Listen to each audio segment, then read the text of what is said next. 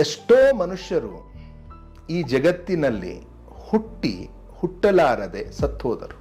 ಮರು ಜನ್ಮ ಅಂತ ಏನ್ ಹೇಳ್ತೇವಲ್ಲ ಸರ್, ಪುನರ್ಜನ್ಮ ಆಗ್ಬೇಕಾಗಿರೋದಿಲ್ಲೇನೆ.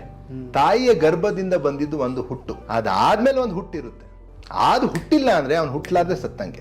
ಎಕ್ಸಾಂಪಲ್ ಕೊಡ್ಬೇಕಂದ್ರೆ ಒಂದು ಸಣ್ಣ ಬೀಜ ಇದೆ ಅಂತ ತಿಳ್ಕೊಳ್ಳಿ ಸರ್. ಆ ಬೀಜ ಜಗತ್ತಿಗೆ ಹುಟ್ಟಿತು, ಈಗ ಮತ್ತೆ ಹುಟ್ಟಬೇಕಲ್ಲ, ಅದು ಬಾಟಲ್ ಇದೆ ಅಂತೇಳಿ ಆ ಬಾಟಲ್ ನಲ್ಲಿ ಆ ಬೀಜ ಇಟ್ಬಿಡಿ. 1 ವರ್ಷ ಇರುತ್ತೆ, 2 ವರ್ಷ ಇರುತ್ತೆ, ಆಮೇಲೆ ಒಂದು ಇರುವೆ ತಿನ್ನುತ್ತೆ, ಏನೋ ಆಗಿ ಸತ್ತು ಹೋಗ್ಬಿಡುತ್ತೆ. ಬಟ್ ಅದೇ ಬೀಜವನ್ನು ತಗೊಂಡು ಒಂದು ಮಣ್ಣಿನಲ್ಲಿ ಹಾಕಿ ಅದಕ್ಕೆ ಒಂದು ವಾತಾವರಣ ಕೊಟ್ಟು, ಅದಕ್ಕೆ ಸೂರ್ಯನ ಬೆಳಕು ಕೊಟ್ಟು, ನೀರು ಕೊಟ್ಟು, ಒಂದು ದಿವಸ ಆ ಬೀಜ ಮತ್ತೆ ಹುಟ್ಟುತ್ತೆ, ಮೊಳಕೆ ಹೊಡೆಯುತ್ತೆ, ದೊಡ್ಡದಾಗಿ ಒಂದು ಹೆಮ್ಮರವಾದ ಮರವಾಗುತ್ತೆ, ಮರವಾಗಿ ಹಣ್ಣು ಕೊಡುತ್ತೆ. ಮುಂದೆ ದೊಡ್ಡದಾದಂಗೆ ಎಲ್ಲಾನು ಈ ಜಗತ್ತಿಗೆ ಕೊಟ್ಟು ಸತ್ತು ಹೋಗುತ್ತೆ. ಹಂಗೆ ಮನುಷ್ಯನು ಈ ಜಗತ್ತಿನಲ್ಲಿ ತಾಯಿಯ ಗರ್ಭದಿಂದ ಹುಟ್ಟಿದ, ಬಟ್ ಇಲ್ಲಿ ಹುಟ್ಟಿದ ಮೇಲೆ ಮತ್ತೆ ಹುಟ್ಟಿದ್ನ.